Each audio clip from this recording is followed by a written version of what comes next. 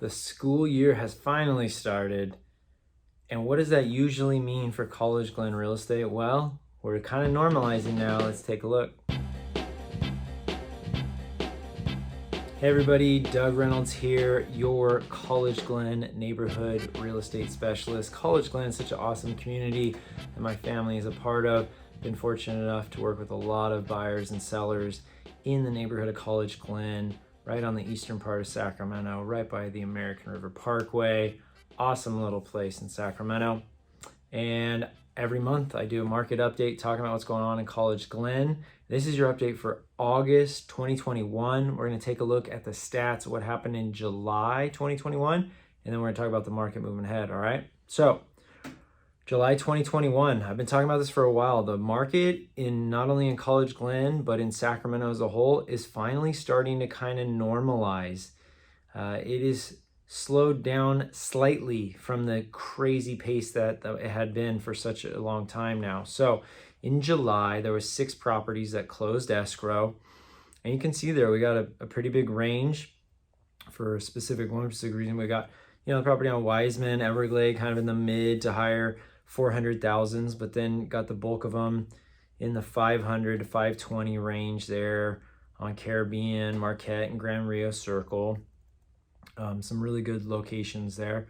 And then you got the biggie on Pebble Trail Court. Those are those newer homes that are right over by the Little League.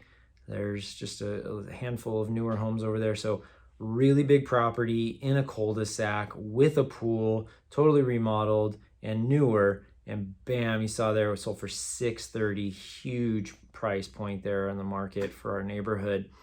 As you can also see, if you look on the percentage, every single one of those properties sold either at or above the list price, and they really averaged only 9 days on the market. So most properties right now, if they're priced right, if they show well, if they have good marketing, then they are selling in a weekish time at or above list price. But as some of you might have noticed, there are some properties out there that have been sitting on the market for a substantial amount of time in our neighborhood, and mostly due to the fact that they're overpriced and they don't show well. They're in not great condition. There's some sellers out there that are just, going, oh, this is the greatest seller's market in the world. I can just price my house at anything I want. I don't have to do any, fine tuning or tweaking or updating to my house at all. And I'm just going to have offers just falling in my lap.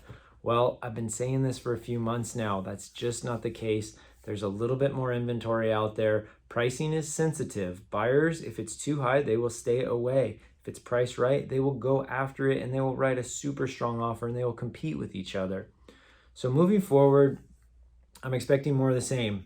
The overpriced ones, they're gonna sit, they're gonna spend time sitting on the market, they're gonna need to come down in price. But the ones that are priced right, they come on looking good, in a good location, they got great marketing, still expecting to see multiple offers on those. Not expecting to see pricing continuing at such a crazy pace. We might be kind of just bouncing around kind of where we're at right now for a little while. But if you're a seller, you can still do great in this market, even with us kind of coming on the tail end of sort of the normal selling season as school has started.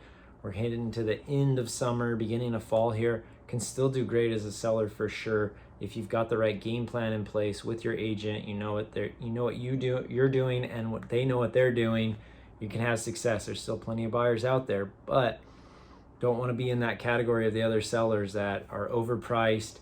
Their properties become stinky and stale very quickly. If you haven't got an offer or multiple offers within 10 days or more, you become pretty stale listing. On the other side, as a buyer, there's still stuff coming on the market right now. It's important you be dialed in with your agent, your lender. You really know what to do as far as writing a really strong, clean offer. Go back, watch some of my older videos that talk about all that. I give you all that advice. I know exactly how to dial in those offers, get them accepted on the first try, not have to keep going back and back again and again with other offers. like a lot of people are having to do. If you know how to do it right, you can get it accepted on the first shot, okay? So hope this video is helpful. Feel free to check out my website, College-Glen.realestate.com. Tons of great information there. Feel free to give me a call, text, email if you're looking to either sell in the neighborhood or you want to buy and become a neighbor of mine. Would love to help you out. Hope everyone is doing well. I'll talk to you soon, and clear skies.